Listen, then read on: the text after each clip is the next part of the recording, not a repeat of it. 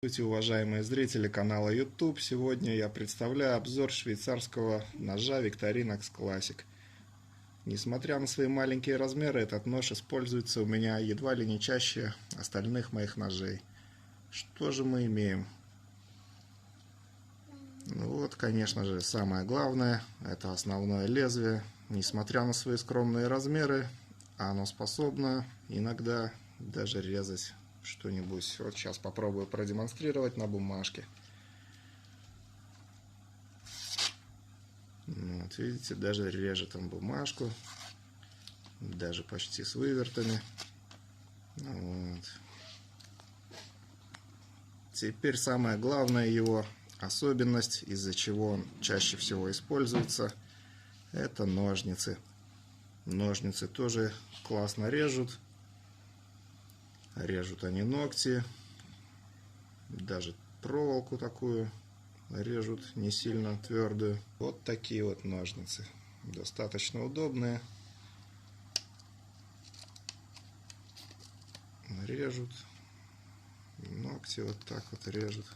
Хорошо. Вот, без проблем. Так, что тут еще у нас есть?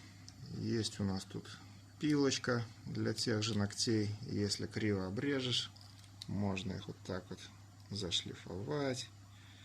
Здесь вот отверточка. Прекрасно отвинчивает или завинчивает винтики небольшие. Ну, конечно, тут тоже не стоит особо усердствовать, чтобы не вырвать ее. Так, что тут еще у нас есть? Ну, естественно, как во всех Викториноксах, зубочистка. Вот такая вот. С другой стороны у нас имеется пинцетик. Достаточно хлипкий с виду. Ну, какой-нибудь маленький винтик или занозу прекрасно вытаскивает. Здесь вот колечко, чтобы повесить на ключах. Весит он практически ничего не весит, на ключах не чувствуется. То есть как брелок он прекрасно подойдет. Тем более, что брелок-то не бесполезный, а функциональный. На этом все. Подписывайтесь на мой канал. До свидания.